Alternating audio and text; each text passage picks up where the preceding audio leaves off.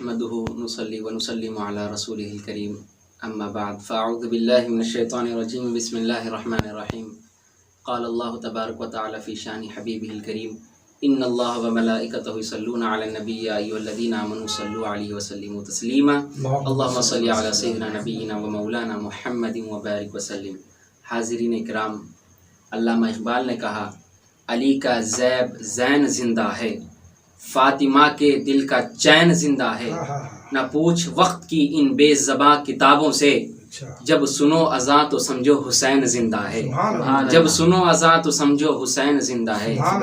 حضرت سلطان الہند خواجہ غریب نواز علیہ الرحمٰن نے بھی کہا شاہ است حسین بادشاہ است حسین، دین است حسین دین پناہ است حسین. محترم سامعین اکرام، حضرت امام حسین علیہ السلام کی فضیلت کیا بتانا. آپ علیہ السلام نے فرمایا حسین منی وانا من الحسین، میرا نواسا حسین مجھ سے ہے اور میں حسین سے ہوں. محترم سامعین اکرام، آپ صلی اللہ علیہ وسلم نے ارشاد فرمایا الحسن والحسین سیدا شباب اہل الجنہ، میرے دو نواسے حسن اور حسن مجتبی امام حسین، یہ دو نوجوان، یہ دو میرے بیٹے جنت کے نوجوانوں کے سردار ہے. محترم سامعین اکرام، کون حسین ہے؟ کون حسین؟ شاعر کہتا ہے کہ حسین تیرا، حسین میرا، حسین ان کا، حسین ان کا، حسین سب کا، حسین رب کا، وہ خشکیوں کا، سمندروں کا، وہ صوفیوں کا، قلندروں کا. حسین گرنا شہید ہوتا تو آج گھر گھر یزید ہوتا. خدا کے گھر میں نبی کی سنت ایا نہ ہوتی، خدا کے گھر میں اذا نہ ہوتی. نبی کی سنت ادا نہ ہوتی، خدا کے گھر میں اذا نہ ہوتی. حاضرین کرام، امام حسین علیہ السلام مکہ مدینہ منورہ میں آپ مقیم تھے. یزید ظالم نے خط بھیجا آپ کو کہ آپ یزید کے ہاتھ پر ہاتھ دے کر بیعت کریں، مگر امام حسین علیہ السلام نے کہا وہ ظالم یزید جو شرابی کبابی ہے، میں اس کے ہاتھ میں کیسے بیعت کر سکتا ہوں جو خدا کے حکم کی عدولی کرنے والا ہے، جو نانا جان کے اعمال کو پامال کرنے والا ہے، آپ کی حدیثوں کو پامال کرنے والے شخص کے ہاتھ میں کیسا بیعت کر سکتا ہوں؟ یہ شخص کیسا مسلمانوں کا حاکم حکمراں بن سکتا ہے؟ محترم سامعین اکرام، آپ نے اس کے ہاتھ پر بیعت قبول نہیں کی. آپ نے فرمایا حسین میں وہ نواسا ہوں جس کے نانا نے طائف کے میدان میں پتھر کھا کر دین کو پھیلایا، آج وہی حسین سر کو کٹا کر دین بچانے والا ہے. آپ نے بیعت نہیں کی بلکہ آپ نے سر کو کٹا دیا. محترم سامعین اکرام، کون حسین ہے؟ آپ دیکھو ان کے گھرانے کے متعلق امام حیدر کرار کے دوسرے فردن امام حسین علیہ السلام ہے. آپ شاعر کہتا ہے کہ علی کا عشق مقدر سوار دیتا ہے، علی کا بغض چہرہ بگاڑ دیتا ہے. تو ان کے ذکر کو ادنا نہ سمجھ اے منکر، علی وہ ہے جو ہاتھ سے خیبر اکھاڑ دیتا ہے.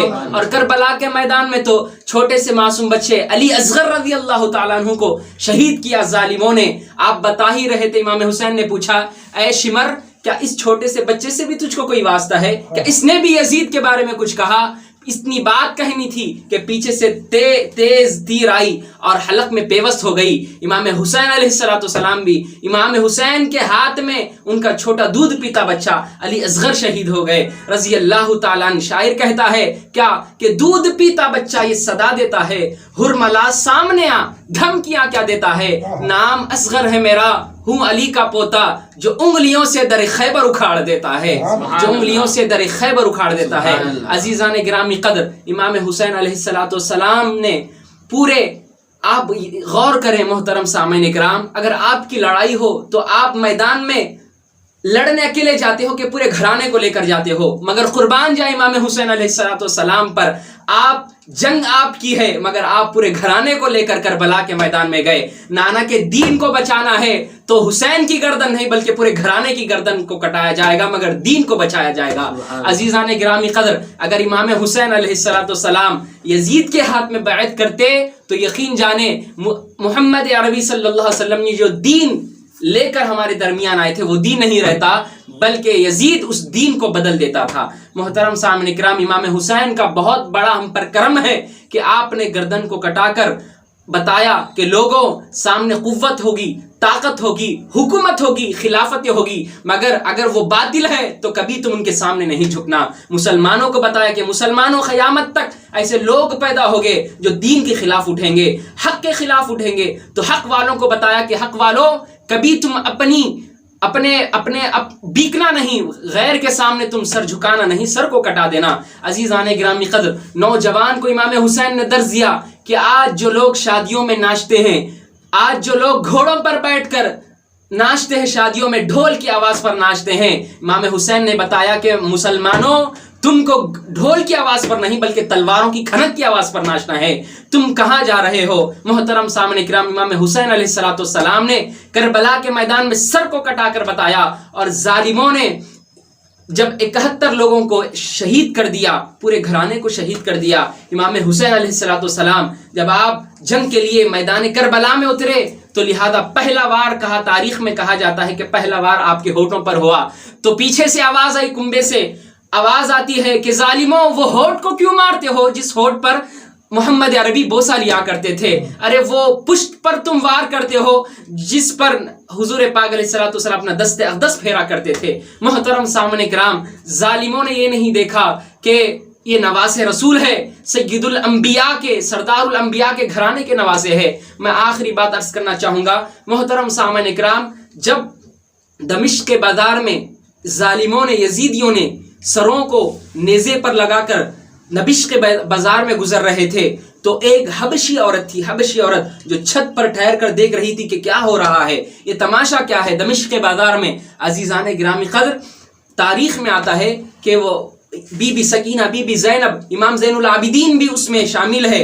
آپ بہت بخار کی حالت میں، آپ بہت بیمار تھے، تو لہذا آپ پانی مانگ رہے ہیں دمشق والوں سے۔ کسی میں جرأت نہیں، کسی میں یہ ہمت نہیں کہ آپ لوگوں کو پانی پیش کریں۔ کیوں؟ یزید جو ہے، یزید کے چاہنے والے، یزید کے چیلے چپاٹے تلوار لے کر ٹھہرے کہ کون ہے دیکھے کہ آج محمد عربی کے گھرانے کی مدد کی جائے۔ کوئی آگے نہیں بڑھ رہا۔ ایک حبشی عورت، بوڑھی عورت چھت پر ٹھہرے دیکھ رہی تھی کہ ماجرا کیا ہے، لہذا پانی کی صدا سنی تو لہذا وہ پانی لیتے ہوئے دوڑتے ہوئے آئی، بی بی سکینہ، بی بی زینب کو پانی پلانے لگی۔ تو عزیزان گرامی قدر، روتے ہوئے بی بی سکینہ نے پوچھا، اماں جان تم کون ہو جو ہم کو پانی پلا رہے؟ کسی میں اتنی جرأت نہیں ہے کہ ہم کو پانی پلائے، تم کون ہو جو ہم کو پانی پلا رہی ہو؟ وہ حبشی عورت نے کہا، اے بی بی میں تم کو کیا بتاؤں، میری جوانی، میرا بچپنا مدینے میں گزرا، میں فاطمہ بنت محمد کے گھر میں خادمہ تھی، اس نے کہا تھا مجھ کو کہ کبھی بھی تم کو قیدی نظر آئے دمشق میں یا کہیں بھی تم کو قیدی نظر آئے تو لہذا ان کو پانی پلانا۔ فاطمہ بنت محمد نے مجھ کو وصیت کی تھی، لہذا میں آج وہی ان کی خادمہ ہوں، لہذا میں تم کو پانی پلانے آئی ہوں۔ بی بی سکینہ نے روتے ہوئے کہا، اے بی بی تم جانتے ہو ہم کون ہیں؟ ہم اسی گھرانے کی شہزادیاں ہیں جس کے گھر میں تم خدمت کرتی تھی، جس کے گھرانے میں تم خادمہ تھی۔ تو وہ حبشی عورت لہذا یزید کو برا بلا بکواس کرنے لگی، یزید کو گالیاں دینے لگی، تو یزید کے فوجیوں نے تلوار نکال کر اس حبشی عورت کے اوپر رکھ دی۔ تو فوجیوں میں حبشی لوگ بھی تھے، حبشی فوجی بھی تھے، لہذا وہ لوگوں نے بھی تلوار نکالی کہ ظالم، ہماری برادر کی بہن کو، ہمارے قبیلے کی بیٹی بہن کو، ہمارے قبیلے کی ماں کے تم جو ہے گردن پر تلوار رکھتے ہو۔ تو لہذا حبشی لوگ بھی تلوار نکالے کہ ہم ہماری بہن، ہماری ماں کے، ہماری بیوی، ہماری بہن کے جو ہے گردن پر سے تلوار نکالو۔ تو لہذا بی بی سکینہ، بی بی زینب یہ واقعے کو دیکھ کر آسمان کی طرف آنکھ اٹھا کر، اثر اٹھا کر، ہاتھ اٹھا کر کہتی ہے کہ نانا جان، آج ایک حبشی عورت پر کوئی تلوار نکالتا ہے تو اس کے کنبے والے، اس کے قبیلے والے اس کی حفاظت کے لیے تلواریں نکالتے ہیں۔ آج تمہارے گھر کی شہزادیاں کی عزتیں لوٹی جا رہی ہے، تمہارے گھر کے قبیلوں کے جو ہے امام حسین کو شہید کر دیا گیا، آپ کے گھر کو شہید کر دیا گیا۔ نانا جان کوئی نہیں ہے، کوئی مسلمان سامنے نہیں آتا کہ ہماری حفاظت کرے۔ عزیزان گرامی قدر، دیکھو کس طرح اہل بیت نے قربانیاں دی۔ اس لیے تو آپ صلی اللہ علیہ وسلم نے فرمایا، اصحابی النجوم من اقتداہم اہتداہم، جو میرے صحابہ ستاروں کے مانند ہے۔ اس کے علاوہ آپ صلی اللہ علیہ وسلم نے فرمایا کہ مثل اہل بیتی کا سفینۃ نوح، میرے گھرانے کی مثال نوح علیہ السلام کی کشتی کی مانند ہے، جو اس میں سوار ہو جائے گا وہ کامیاب ہو جائے گا۔ محترم سامعین کرام، اہل بیت نے قربانیاں دی اور ظالموں نے اہل بیت پر بہت ظلم کیا۔ محترم سامعین کرام، اللہ تبارک و تعالیٰ سے دعا ہے کہ اللہ تبارک و تعالیٰ ہم کو امام حسین علیہ السلام کے جیسا ایمان نصیب عطا فرمائے۔ آپ کے دل میں جو جذبہ تھا ہم جوانوں کے سینوں میں بھی وہی جذبہ عطا فرمائے، دین کی تڑپ عطا فرمائے، دین کے لیے سر کٹانے کی توفیق عطا فرمائے۔ وآخر الدعوانا الحمدللہ رب العالمین۔